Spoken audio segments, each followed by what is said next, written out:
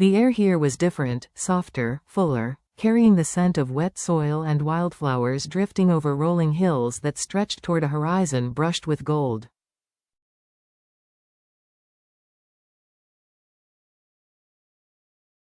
Diep stood at the edge of the land, her fingers trailing through the tall grass, her heart unsettlingly still.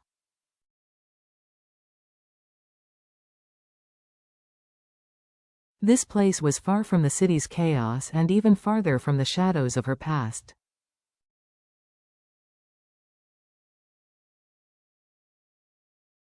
And yet, she felt as though the world had gently placed her here, conspiring to offer her a second chance.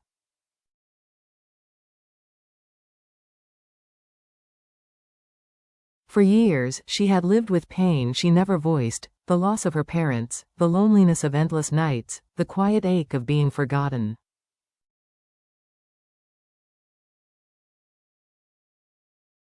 There were scars no one could see but ones she carried everywhere. She had built walls around herself, convincing her heart that she needed no one, that she could survive alone.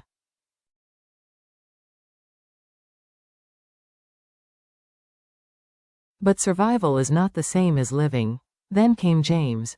The man who waited, not demanded.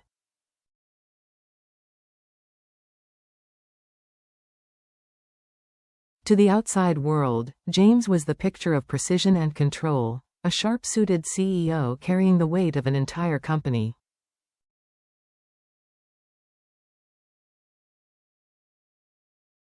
But to Diep, he was something else entirely. He was the man who had sat quietly at her hospital bed when she was too weak to speak.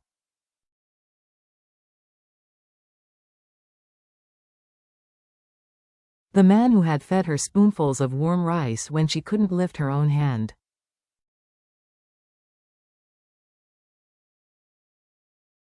The man who talked to her even when she couldn't answer, not because he expected anything in return, but because he wanted her to know she wasn't alone.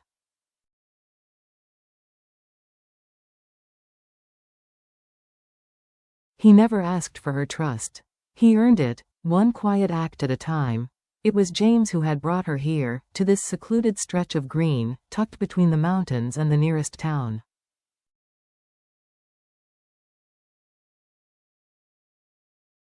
"I thought you might like it," he'd said, his voice calm, yet carrying something deeper.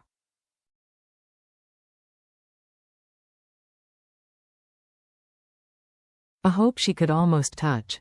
The land was more than just soil and trees. It was a promise.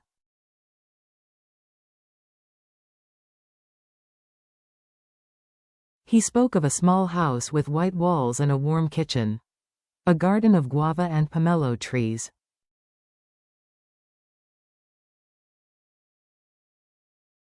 A pond where fish would ripple the surface on still afternoons. A place to breathe.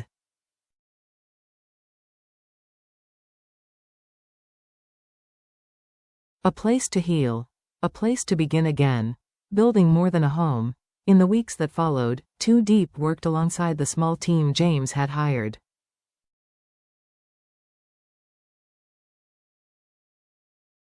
She planted seeds, learned the rhythm of the earth, and watched as sand, cement, and timber shaped the skeleton of her future home.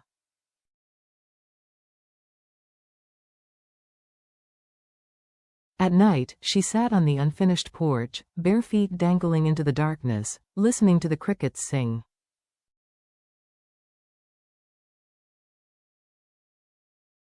For the first time in years, her thoughts drifted not toward the past, but toward tomorrow.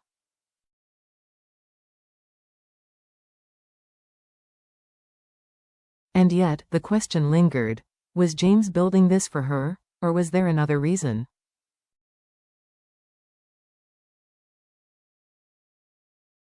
She knew of the storms in his world, the failed hydroelectric project, the investors who turned their backs, the betrayal of people he once trusted.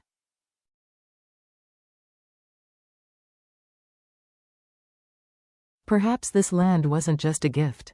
Perhaps it was also his escape. A conversation by the pond.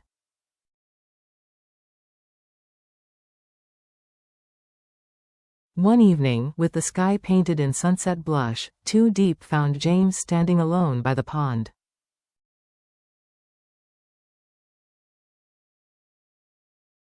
His reflection shimmered in the water, unreadable. "Why are you really doing this?" she asked softly.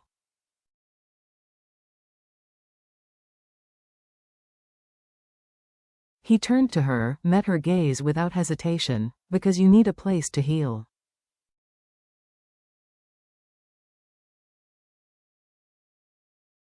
"And because I need a reason to believe in something again. You gave me that reason."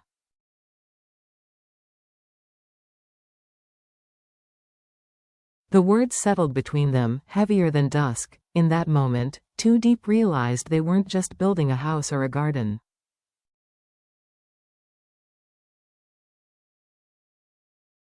They were building each other.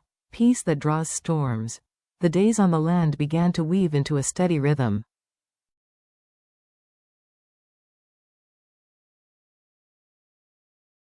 Morning light spilling through unfinished windows.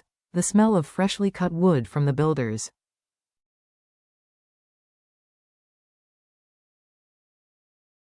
The sound of laughter from workers James had brought in. Diep rose early to walk the garden paths she was shaping.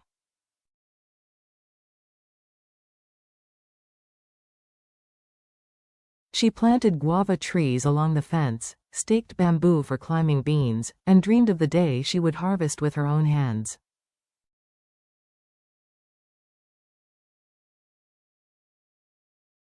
James came when work allowed, bringing with him both good news and heavy burdens from the city.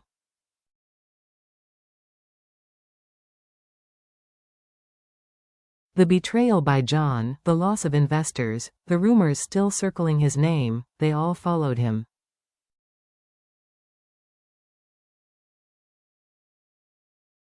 Yet here, on this soil, his shoulders eased. But peace has a way of attracting storms.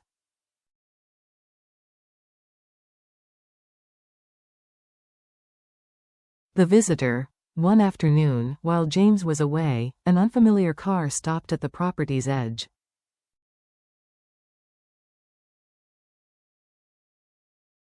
A tall, confident man stepped out, his gaze lingering on Diep a little too long.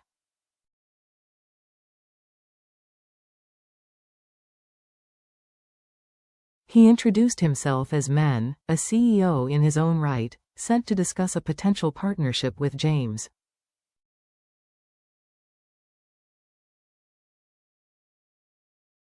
But there was something in his eyes, curious, assessing, perhaps even interested. They spoke politely, his compliments about the land and her garden wrapped in words that seemed to hold a second meaning.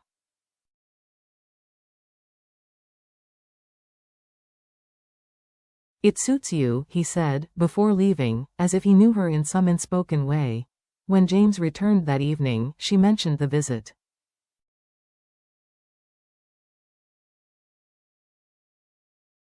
His expression barely shifted, but a flicker of caution passed through his eyes. His questions were careful, his tone calm, but his gaze seemed to search hers for answers she didn't yet have.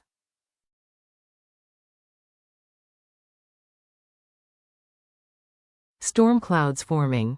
Over the next weeks, Men's name appeared in James's meetings, in business talk, and in whispers that reached even this valley.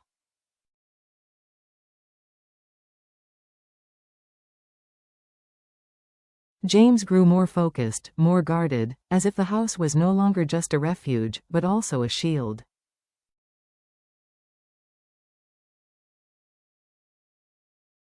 One night, under air heavy with the scent of rain, Diep sat on the porch. James joined her, handing her tea.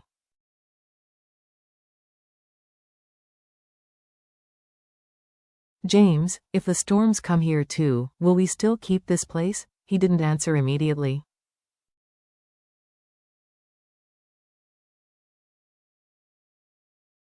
Instead, he took her hand, firm, grounding. "We'll keep it.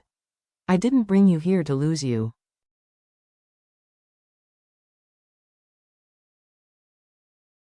Not to anyone. Not to anything. The rain began, soft at first, then harder, drumming on the roof.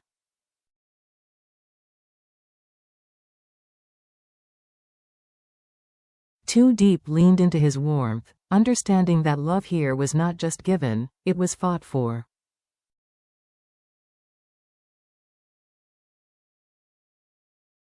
The warning, the tension in the air deepened. Men's visits became more frequent. Sometimes he had a legitimate reason, project updates, business proposals.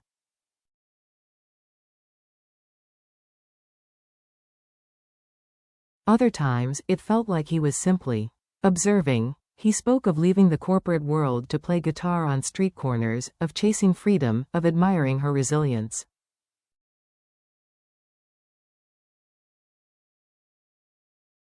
His words were respectful, but beneath them lay an undercurrent that unsettled her.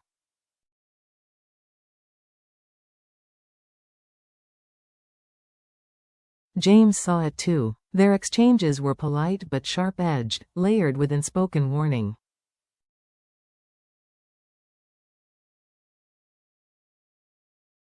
Meanwhile, shadows from James's past stirred again. Rumors of sabotage, whispers of John's return.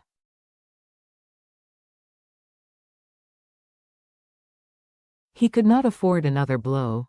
"This land is yours." One late afternoon, James arrived earlier than expected, his clothes still carrying the faint scent of the city.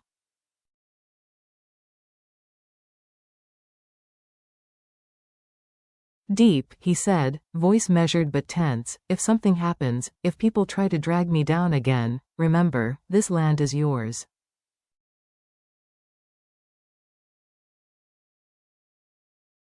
"Don't let anyone take it from you." Her chest tightened. "Don't talk like that. We'll face it together."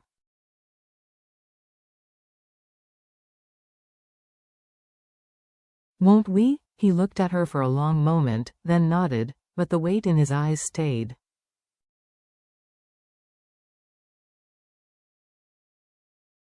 The letter. The next day, a letter arrived at the gate.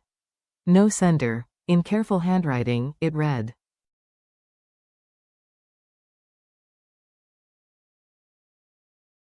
"You think you found safety in the hills, but the past always finds you. Watch the ones who visit when the rain falls."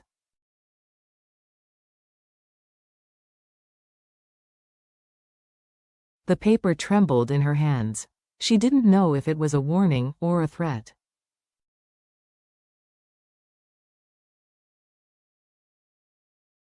That night, she sat by the window, listening to the rain tap against the roof, watching shadows stretch across the garden.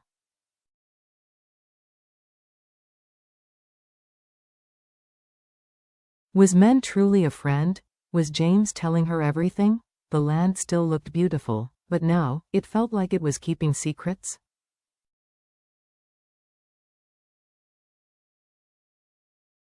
The lessons in the hills.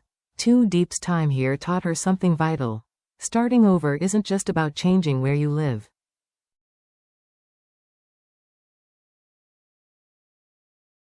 It's about changing how you live. She learned that the past has a way of following you, not always to destroy, but to test how fiercely you'll protect the life you're building.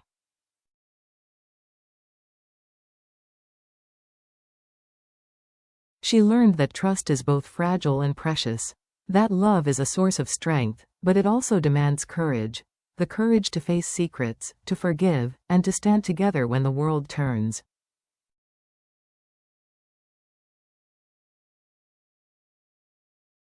She saw that happiness isn't handed to you. It's built, piece by piece, through patience, resilience, and work.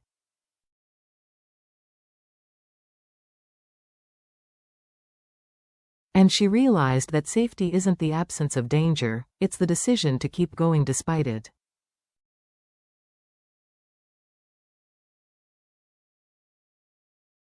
Most of all, she discovered that love cannot survive without truth. And courage isn't always loud, sometimes it's just the quiet choice to wake up and keep building.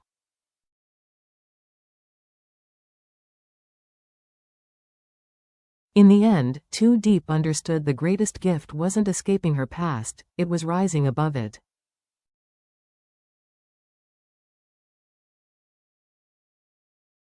And here, in these hills, she was learning to do exactly that.